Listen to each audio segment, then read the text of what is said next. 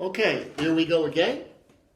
I'm talking about assignment number 12. I'm doing this on the board, and you can expect something like this on your upcoming test. All right? So what is the problem? The problem's asking you that if you take a sphere and you place it inside a cylinder, and we put, again, the simplest numbers we can imagine, and I had to make H2 because R plus R is 2, so it will fit in nicely here. And remember that R is 1. So if you think about it, the sphere fits, and this is the word they like to use, snugly. That means there's no extra room. That means that it fits in just perfect. There's no overage, no underage. It fits in just like it's supposed to fit in. So in this case, you were asked two questions. You were asked, number one, to find how much of the space is empty when it's inside this cylinder in terms of pi. So we go right to work on that. And when I place this in, it's obvious that it's the cylinder minus the sphere itself that will give you the dimensions of what's going on. Okay? So the sphere now, we imagine it inside this cylinder. My art skills aren't that good, but you can get the idea. Where there's no extra space, and we need to know what the empty space is in terms of pi. So this will do it. The cylinder itself minus the new space that's being occupied. So when, again, plugging in pi r squared, well, that's 1 squared, times 2, which is the height, minus pi r cubed, 4 over 3, excuse me, r cubed, 1 cubed. And when we write that out a little bit, it becomes obvious that it's 2 pi minus 4 over 3 pi. And there we go. And that's going to be the answer there. So as I did the other day, I'll put all the denominators into 3 because you can't add or subtract unless the denominators are the same. But you shouldn't complain about that. You learned that in 6th grade, and obviously you're going to apply it to 8th grade. So 2 over pi is the same thing as 6 over 2 pi, 6 over 3 pi, minus 4 over 3 pi. And when I write out the number there, I end up with 2 over 3 pi in terms of pi.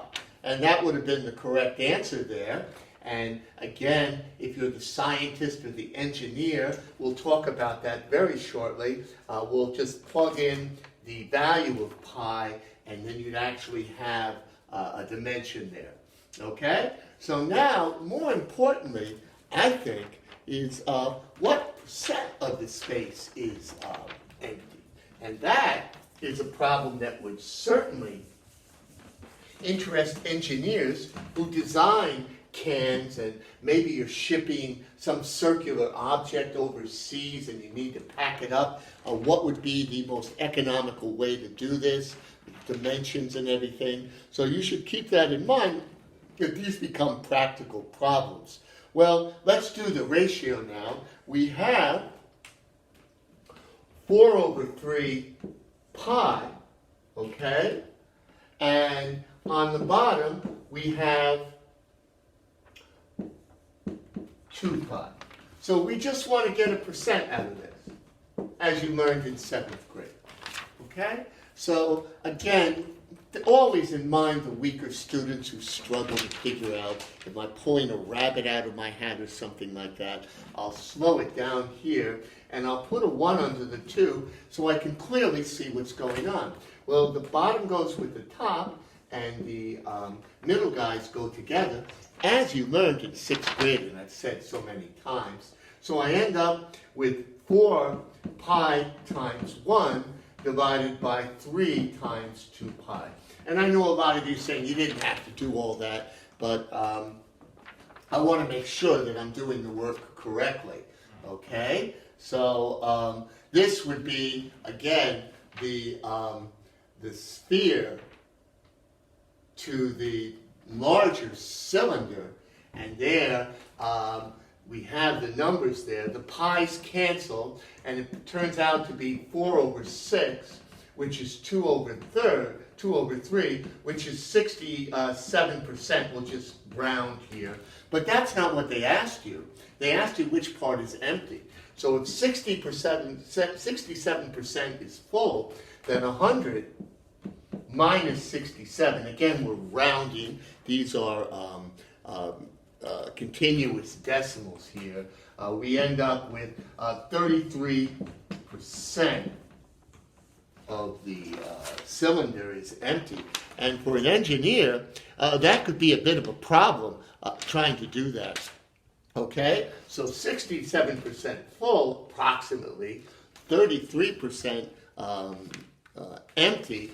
And engineers look at this kind of stuff when you're packing things. Okay, so I'm going to leave it here. I'm going to assign you another one with tomorrow's homework so you can do one on your own. And beware, they're going to give you problems like this on your upcoming test. They like this stuff. It makes them happy.